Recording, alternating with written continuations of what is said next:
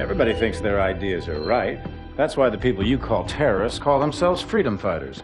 The fundamentalists think they're right, the capitalists think they're right, the communists think they're right. And no one will ever convince anyone of anything. And all these honorable men lecturing the world from the floors of Congresses and parliaments whose time has long since passed refuse to admit, publicly at least, ideas don't determine who's right. Power determines who's right.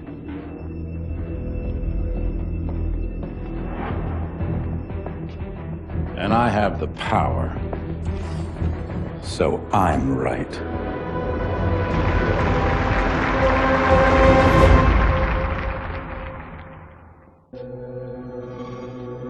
Democracy? Democracy. Democracy isn't what these people need. Hell, it's not even what they want. America's been running around the globe trying to install democracies in nation after nation for a century, and it hasn't worked one time. Now, why do you think that is? Because these countries don't have the most basic building blocks necessary to support a democracy.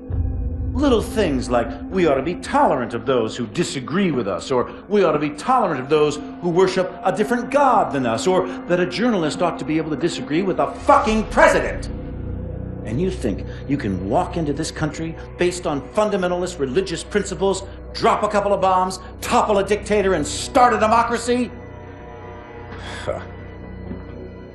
Give me a break. People don't want freedom. They want rules, boundaries, protections from invaders and from themselves. People need a leader who can both provide the constraints and the support to keep chaos at bay. And you give them that, and they'll follow. And that's where I come in.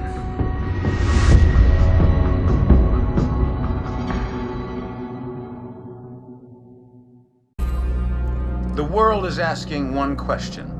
Why did I attack the United States?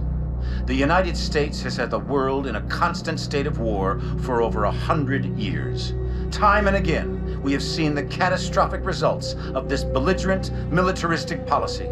These wars haven't led to resolution or peace.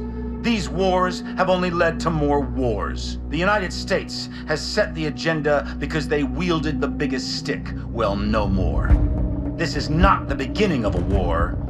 This is the end of all wars.